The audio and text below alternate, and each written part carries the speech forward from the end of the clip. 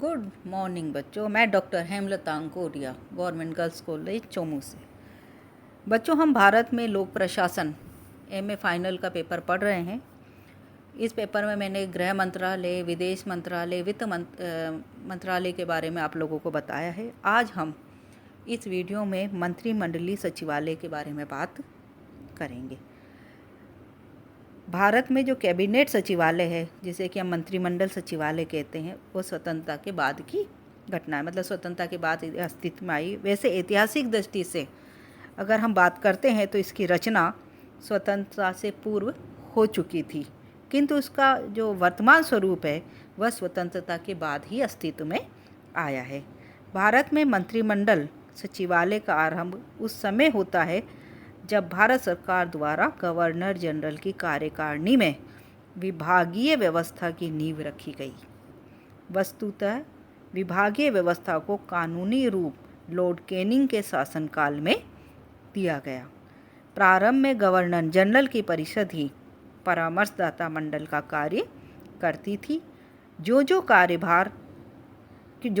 का भार एवं कार्य की जटिलता बढ़ती गई, वैसे वैसे विभिन्न विभागों का कार्य परिषद के सदस्यों को सौंपा जाने लगा। केवल अत्यंत महत्वपूर्ण मामले ही गवर्नर जनरल द्वारा या परिषद द्वारा संयुक्त रूप से संपादित किए जाते थे। कार्यकारिणी परिषद के सचिवालय का अध्यक्ष वायसराय का निजी सचिव होता था, किंतु वह परिषद की बैठकों में उपस्थित नहीं होता था। लॉर्ड विलिंगटन ने परिषद की बैठकों में अपने निजी सचिव को सम्मिलित करने की परंपरा डाली, जो बाद के वर्षों में भी चालू रही। नवंबर 1935 में वायसराय के निजी सचिव को कार्यकारिणी परिषद के सचिव का अतिरिक्त दर्जा प्रदान किया गया। सितंबर सन 1946 में अंतरिम सरकार के आदेश द्वारा इस सचिवालय का नाम परिवर्तित किया गया और कार्यकारिणी परिषद का यह सचिवालय अब मंत्रिमंडल सचिवालय कहा जाने लगा। स्वतंत्रता के बाद मंत्रिमंडल सचिवालय की भूमिका में महत्वपूर्ण परिवर्तन आए और अब तक यह केवल मंत्रालयों में पत्रों को भिजवाने वाली संस्था न रहकर विभिन्न मंत्रालय में समन्वय करने वाली संस्था के रूप में परिवर्तित हो गई। 1947 में मंत्रिमंडल की रक्षा समिति के गठन से इसके कार्यों में और भी अधिक वृद्धि हुई। इस रक्षा समिति को सचिवालयीय सहायता प्रदान करने की दृष्टि से मंत्रिमंडल सचिवालय में एक पृथक सैनिक प्रशाखा स्थापित की गई। फरवरी 1949 में मंत्रिमंडल आर्थिक समिति की स्थापना से इसके कार्यक्षेत्र में और भी अधिक वृद्धि हुई। यह समिति आर्थिक क्षेत्र में संबंधित महत्वपूर्ण मामलों पर शीघ्रता से उच्च स्तरीय विचार विमर्श करने के लिए बनाई गई थी। इस समिति का सचिवालय जून 1950 तक वित्त मंत्रालय से संबद्ध रहा, किंतु प्रशासनिक सुविधा के कारण इस सचिवालय को कैबिनेट सचिवालय में मिला दिया गया। इस नई संस्था को आर्थिक विंग नाम दिया गया। बाद में अनावश्यक दोहराव रोकने के लिए इस विंग को अक्टूबर 1955 में मुख्य सचिवालय में मिला दिया गया। सन 1954 में O&M प्रभाग स्थापित किया गया तथा इसको कैबिनेट सचिवालय के अंतर्गत रखा गया। 1961 में सांख्यिकीय विभाग का सचिवालय के भाग के रूप में निर्माण किया गया। जुलाई 1965 में संयुक्त इंटेलिजेंस समिति की सहायतार्थ कैबिनेट सचिवालय में एक इंटेलिजेंस विंग प्रारंभ हुई। जनवरी 1966 में लोक उद्योगों के ब्यूरो, जो पहले वित्त मंत्रालय में था, को वहां से हटाकर मंत्रिमंडल सचिवालय में स्थानांतरित किया गया, किंतु कुछ समय बाद जून 1966 में इसको वित्त मंत्रालय को सौंप दिया गया। जून 1970 में मंत्रिमंडल सचिवालय में 3 नए विभागों की स्थापना की गई। एक नए इलेक्ट्रॉनिक्स विभाग की स्थापना की गई तथा वैज्ञानिक और औद्योगिक अनुसंधान का विषय शिक्षा मंत्रालय से हटाकर मंत्रिमंडलीय सचिवालय को सौंप दिया गया और इस कार्य के लिए पृथक वैज्ञानिक तथा औद्योगिक अनुसंधान विभाग की स्थापना की गई। 1971 में वैज्ञानिक तथा औद्योगिक अनुसंधान विभाग को मंत्रिमंडल सचिवालय से पृथक कर योजना मंत्रालय के अधीन किया गया तथा इस प्रकार 1971 के मध्य कैबिनेट सचिवालय में सिर्फ 4 विभाग ही रह गए। अब बच्चों हम बात करते हैं मंत्रिमंडलीय सचिवालय क्या काम करता है। मंत्रिमंडलीय सचिवालय जैसे नाम से ही विदित हो रहा है, वह सचिवालय जहाँ पर सभी मंत्रिमंडल या जो मंत्री है उनके निर्देशन में काम होता है। ठीक है, तो इसके जो कार्य है वो भी अत्यंत महत्वपूर्ण होंगे क्योंकि हमारे यहाँ संसदीय शासन व्यवस्था है और संसदीय शासन व्यवस्था में प्रधानमंत्री और उसका मंत्रिमंडल देश के विकास में, देश की नीतियों के निर्धारण में बहुत महत्वपूर्ण भूमिका निभाता है। ठीक है, तो अब हम बच्चों बात करेंगे मंत्रिमंडलीय सचिवालय के कार्य की। भारत में कैबिनेट की कार्यकुशलता तथा प्रशासन की सुव्यवस्था बहुत कुछ मंत्रिमंडल सचिवालय की क्षमता पर निर्भर करती है। भारत के मंत्रिमंडल सचिवालय ब्रिटिश अनुभव का अनुकरण है। इसका भाग्य राजनीतिक कार्यकारी के उतार चढ़ाव और विशेषतः प्रधानमंत्री के दृष्टिकोण के साथ बदलता रहता है। मंत्रिमंडल सचिवालय केंद्रीय प्रशासन की धुरी है। मंत्रिमंडल सचिवालय सीधे प्रधानमंत्री के अधीन होता है। इसका प्रशासनिक प्रमुख मंत्रिमंडल सचिव होता है जो सिविल सर्विसेज बोर्ड का पदेन अध्यक्ष भी है। भारत सरकार के नियम 1961 में मंत्रिमंडल सचिवालय का स्थान नियमों की पहली सूची में है। इस सचिवालय को जो विषय आवंटित किए गए हैं उसमें पहला है मंत्रिमंडल समितियों को सचिवालय सहायता, दूसरा है कार्य नियम। मंत्रिमंडल सचिवालय भारत सरकार नियम 1961 और भारत सरकार कार्य आवंटन नियम 1961 के प्रशासन के लिए उत्तरदायी होता है, जिसमें वह सरकार के मंत्रालयों में इन नियमों का पालन करते हुए सुचारू रूप से कार्य संचालन की सुविधा प्रदान करता है।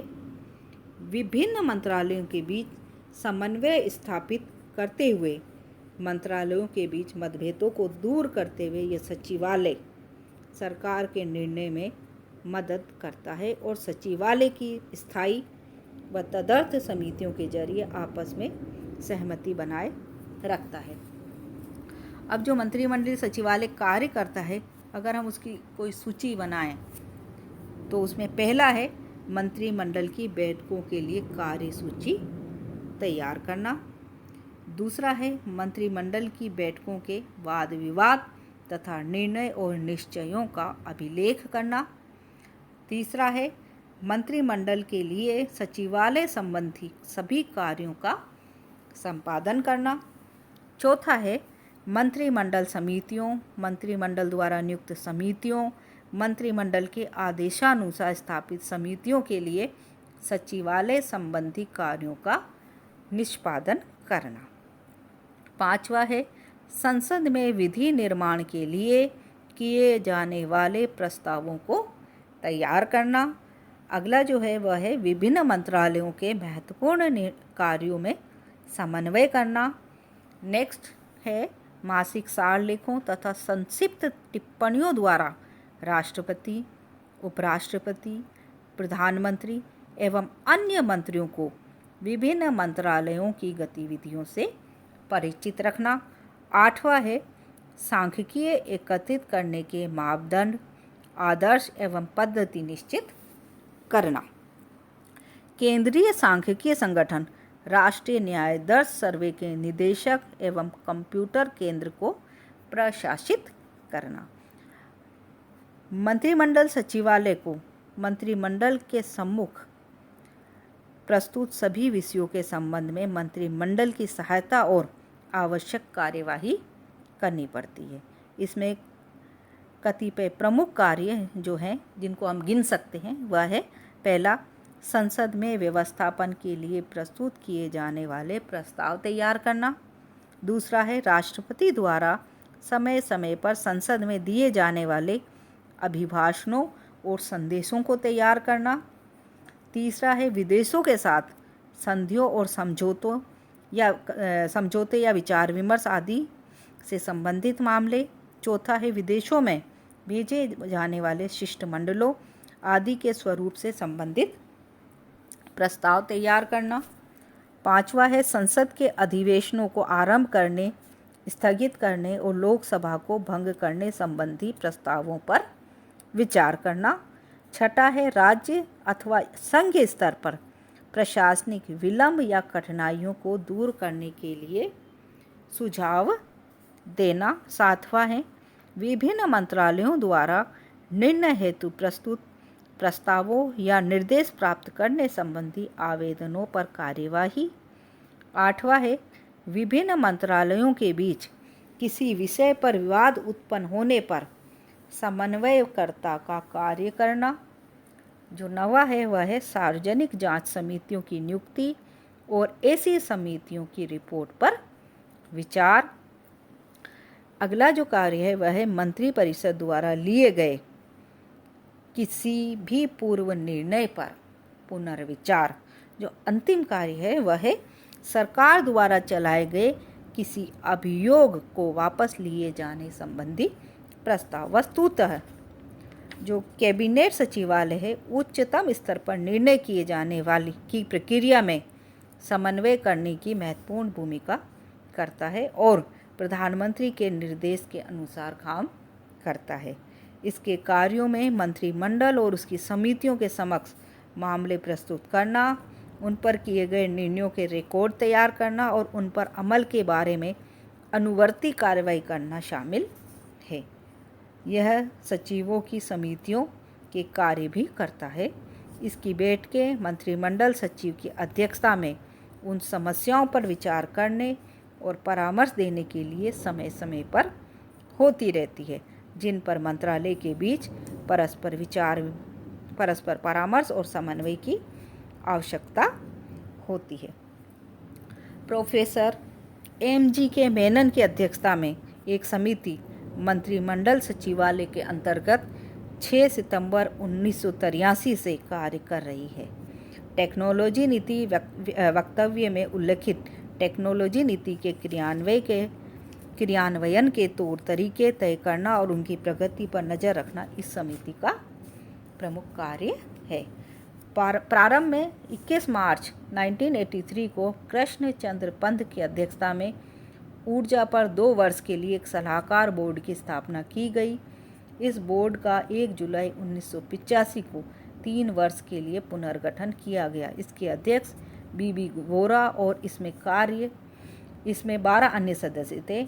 यह बोर्ड ऊर्जा की स्थिति की लगातार समीक्षा करेगा और समेकित व समन्वित आधार पर भविष्य में ऊर्जा स्रोतों के विकल्पों की सिफारिश भी करेगा। G. पार्थसारथी की अध्यक्षता में मंत्रिमंडलीय सचिवालय के अंतर्गत अप्रैल 1986 में नीति सलाहकार समिति की स्थापना की गई, जिसे विश्व राजनीति के बदलते परिवेश में भारत की विदेश नीति की समीक्षा एवं विश्लेषण करने का कार्य सौंपा गया। बच्चों, अब हम मंत्रिमंडल सचिवालय के संगठन की बात करते हैं। मंत्रिमंडलीय सचिवालय प्रत्यक्षतः प्रधानमंत्री के अधीन है। इसका सचिव कैबिनेट सचिव कहलाता है। इसकी सहायता के लिए अन्य अधिकारीगण होते हैं। मंत्रिमंडल सचिवालय के अधीन मंत्रिमंडलीय मामलों संबंधी विभाग, सेवी वर्ग विभाग, सांख्यिकी विभाग, इलेक्ट्रॉनिक विभाग होते हैं। मोटे रूप में सचिवालय के संगठन की रचना इस प्रकार है, जिसमें पहला है प्रधान सचिवालय, दूसरा है सैनिक प्रशाखा, तीसरा है आर्थिक प्रशाखा। पहले हम प्रधान सचिवालय की बात करते हैं। मंत्रिमंडल सचिवालय का अध्यक्ष एक सचिव होता है। उसकी सहायता के लिए एक संयुक्त सचिव, एक उप सचिव, 4 अवर सचिव तथा 6 अनुभाग अधिकारी होते हैं। प्रधान सचिवालय की 4 शाखाएं होती हैं। पहला है मंत्रिमंडल शाखा, दूसरा समन्वय शाखा, तीसरा प्रशासन शाखा और चौथा है सामान्य शाखा। दूसरा जो है सैनिक प्रशाखा, यह शाखा राष्ट्रीय रक्षा परिषद, तथा सेना संबंधी रक्षा मंत्री की समिति है आदि से संबंधित कार्य करने के लिए उत्तरदायी है। इसके साथ ही रक्षा मंत्री की पेंशन पुनर्विचार समिति, सेवी वर्ग अधिकारी समिति, सेनाध्यक्षों की समिति तथा अन्य समितियों जैसे संयुक्त आयोजन समिति, संयुक्त प्रशिक्षण समिति, संयुक्त संचार समिति, इलेक्ट्रॉनिक समिति, अंतर सेवा समिति आदि से संबंधित कार्य भी इस शाखा के द्वारा किए जाते हैं। यह शाखा संघीय युद्ध पुस्तिका के प्रशासन से संबंधित कार्य भी करती है। नेक्स्ट जो है आर्थिक प्रशाखा, यह प्रशाखा मंत्रिमंडल की आर्थिक उत्पादन व वितरण समिति तथा अर्थ सचिवों की समिति आदि के सचिवालय संबंधी महत्वपूर्ण कार्य के लिए उत्तरदायी होती है। सन 1961 में भारत सरकार के मंत्रिमंडल सचिवालय का 2 विभागों में पुनर्गठन किया गया। पहला है मंत्रिमंडल मामलों का विभाग, दूसरा है सांख्यिकीय विभाग। पहला विभाग मंत्रिमंडल तथा मंत्रिमंडलीय समितियों को दी जाने वाली सचिवालय सहायता तथा कार्य के नियमों से व्यवहार करता है। दूसरा विभाग केंद्रीय सांख्यिकीय संगठन, राष्ट्रीय नमूना सर्वेक्षण, भारतीय सांख्यिकी संस्थान तथा सांख्यिकी से संबद्ध अन्य समस्याओं से व्यवहार करता है। मई 1977 तक सेवी वर्ग एवं प्रशासनिक सुधार विभाग मंत्रिमंडल सचिवालय के अधीन था, लेकिन इसी समय से इसे गृह मंत्रालय में हस्तांतरित कर दिया गया। मुख्य सचिवालय के अतिरिक्त मंत्रिमंडल सचिवालय में 4 अन्य प्रमुख संगठन भी शामिल है। पहला है सुरक्षा महानिदेशक, दूसरा है अनुसंधान एवं विश्लेषण शाखा, तीसरा है संयुक्त अन्वेषण समिति, चौथा है विशिष्ट सुरक्षा समूह।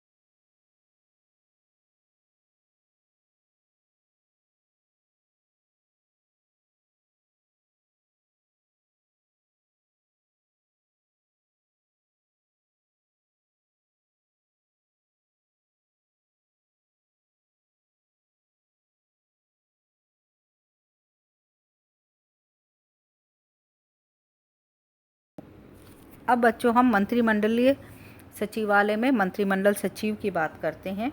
मंत्रिमंडल सचिव वायसराय की कार्यकारिणी परिषद के सचिव का उत्तराधिकारी है। यह वरिष्ठतम लोक सेवक होने के नाते भारतीय प्रशासनिक सेवा का वरिष्ठतम सदस्य होता है। उसे लोक सेवकों की सरकारी सूची में सबसे ऊपर का स्थान प्रदान है, शीर्ष स्थान दिया गया है। वह सीधा प्रधानमंत्री के प्रति उत्तरदायी होता है। कई अवसरों पर सचिवों ने प्रत्यक्ष ही मंत्रिमंडल सचिव के कार्य संपन्न कराने की कोशिश की, किंतु इसे प्रधानमंत्री के क्षेत्राधिकार में हस्तक्षेप ही माना जाएगा और भ्रम व उलझन बढ़ाने की गुंजाइश रहती है। चूँकि मंत्रिमंडल सचिवालय प्रधानमंत्री के नियंत्रण में होता है, अतः उसके कार्यों के बारे में उसी का उत्तरदायित्व रहता है। मंत्रिमंडल सचिव मंत्रिमंडल की बैठक के समय प्रधानमंत्री के पास बैठता है एवं उसको सभी मामलों से परिचित कराता है। वह वरिष्ठ चयन मंडल का पदेन अध्यक्ष तथा प्रशासन पर सचिवों की समिति का अध्यक्ष होता है। वह राज्य के मुख्य सचिवों के सम्मेलन की अध्यक्षता भी करता है। उसके पद की महत्ता को आयंगर प्रतिवेदन के अनुसार के शब्दों में अगर हम व्यक्त करते हैं तो मंत्रिमंडल सचिव प्रशासनिक अधिकारियों में सबसे ऊंची रैंक का व्यक्ति होता है, मतलब बहुत ही ज़्यादा सबसे सीनियर आईएएस अधिकारी होता है, जो अपने गुणों, शक्ति, पहल करने की क्षमता तथा प्रभावशीलता के कारण इस पद पर नियुक्त किया जाता है। वह मंत्रिमंडल सचिवालय में समन्वयात्मक कार्यों को देख सकता है, विशेषतः उन कार्यों को जिनमें मंत्रिमंडल और प्रधानमंत्री रुचि रखते हों। ब्रिटेन में कैबिनेट सचिव का पद बहुत महत्वपूर्ण माना जाता है। उसके बारे में कहा जाता है कि वह वरिष्ठतम लोक सेवक होता है। यही वह धुरी है जिस पर संपूर्ण मंत्रिमंडल की व्यवस्था टिकी हुई। हमने ब्रिटेन की बात क्यों करी? ब्रिटेन की बात करने का कारण यहाँ पर यह है कि हमने ब्रिटेन से ही संसदीय शासन प्रणाली को लिया है, ग्रहण किया है। भारत में भी ब्रिटेन के समान ही उसके पद को शक्ति और गरिमा की दृष्टि से विशेष स्थान प्रदान किया गया है। वह अपने सचिवालय के संपूर्ण कार्य का पर्यवेक्षण करता है। वह केंद्रीय सरकार की विभिन्न सचिव समिति का अध्यक्ष भी होता है। वह अपने सचिवालय के संपूर्ण कार्य का पर्यवेक्षण करता है। वह केंद्रीय सरकार की विभिन्न समितियों का अध्यक्ष होता है। वह प्रधानमंत्री, मंत्रिमंडल और मंत्रिमंडलीय समितियों को महत्वपूर्ण नीति प्रश्नों पर परामर्श देता है।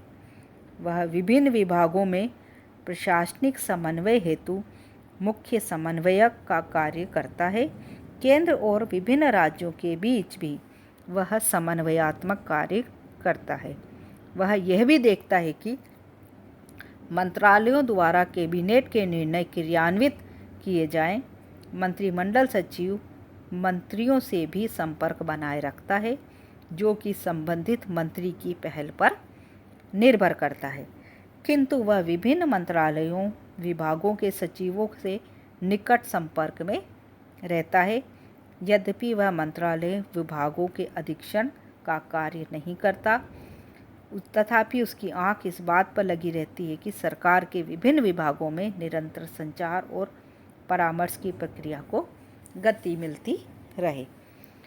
अंतः मंत्रालयों में समन्वयक के रूप में उसकी भूमिका अत्यंत ही महत्वपूर्ण होती है। भारतीय प्रशासन का ये सबसे शक्तिशाली और प्रतिष्ठित पद है। उसके कार्य, सत्ता और प्रभाव की दृष्टि से बहुत महत्वपूर्ण है। वह सभी उच्च सदस्य सचिवों के लिए परामर्शदाता का कार्य भी करता है। जब कभी वे विभागीय कठिनाइयों को लेकर उसके पास आते हैं तो वह न केवल उन्हें परामर्श देता है वरन निर्देश भी देता है। वह परामर्शदाता, मार्गदर्शक और मित्र की भांति भूमिका निभाता है। उसका पद सामान्य मंत्रालयिक कार्यों के संपादन का है, न कि मंत्रालयों के परिप्रेक्ष्य में सूत्र कार्यों के संपादन का। उसका कार्य सहायता करने का है, न कि चौकसी करने का, निगरानी करने का नहीं है। ठीक है। 22 जुलाई 2010 को केंद्रीय मंत्रिमंडल की बैठक में निर्णय लिया गया कि मंत्रिमंडल सचिव के पद पर तैनात व्यक्ति सेवानिवृत्ति की आयु प्राप्त होने के बावजूद 4 वर्षों तक इस पद पर रह सकेंगे।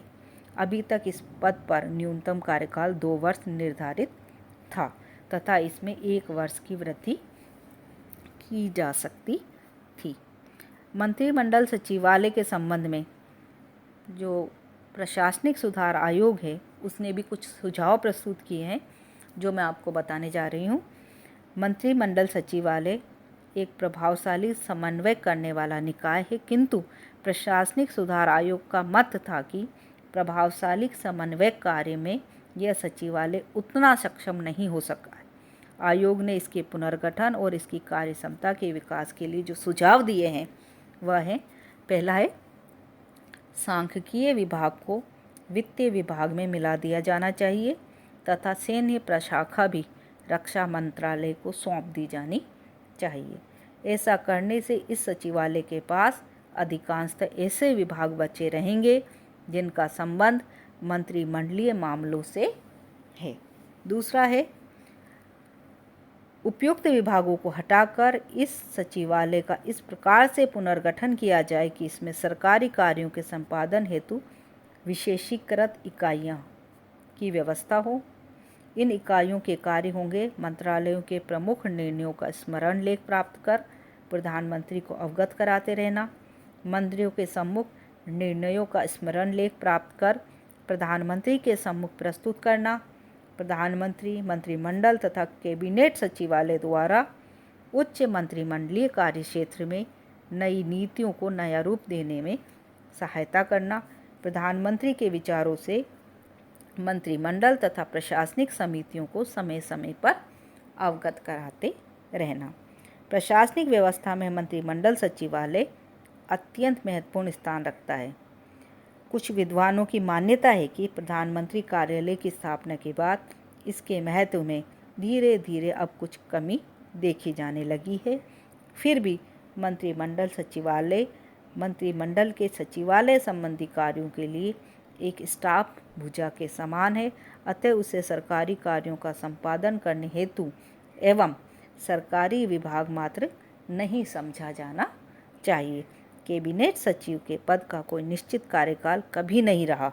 इसी वजह से प्रशासनिक सुधार आयोग ने इस पद का कार्यकाल 3 साल करने की सिफारिश की। तो बच्चों, आज हमने जाना मंत्रिमंडल सचिवालय के बारे में। धन्यवाद बच्चों।